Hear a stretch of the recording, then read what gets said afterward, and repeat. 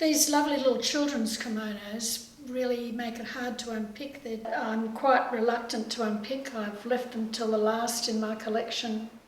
I started buying the kimonos because they were inexpensive.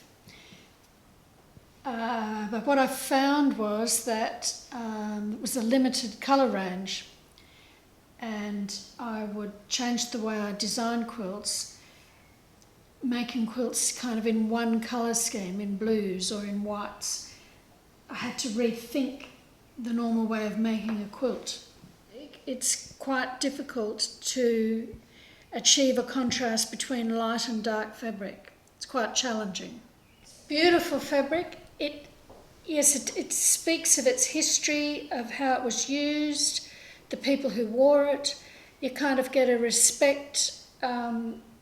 Indigo in particular was used historically for a lot of things, and when I then go to use it, I feel a kind of respect.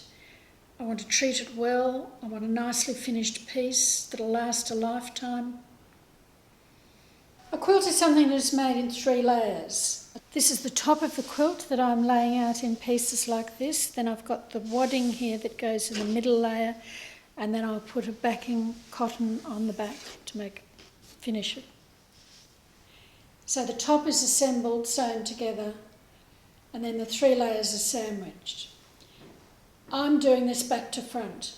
I've got a set piece here, and I'm putting the top together like a kind of Tetris, of seeing how my pieces will fit to cover that piece of wadding.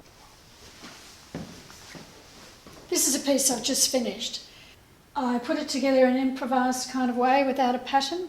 So I've quilted it in circles by hand, and then when I'm finished the quilt, I've gone in and mended the holes that were in this old fabric by hand patching. This is the hoop. It holds the quilt flat and rigid so that I can do the hand sewing.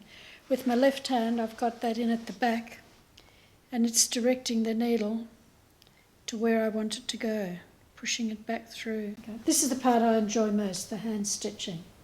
I'm just stitching all the 3 layers together, using a quilting thread, up and down, up and down. I design pieces that are simple, that let the fabrics speak for themselves. I've been stitching them when something traumatic has happened, and then when I pick up the piece, the memories come flooding back.